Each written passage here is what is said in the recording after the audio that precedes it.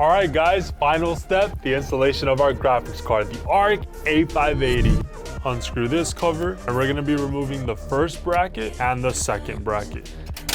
Remove this protective sticker, remove the protective off the card, make sure the lever of the PCI slot is back, and now we're gonna line up our card, and the lever we pushed back is gonna clip back up. Now we're gonna secure it with the 2 screws. Now I'm gonna reinstall the cover.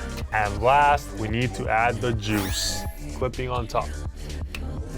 And bless your eyeballs with the high refresh rate of this $500 build.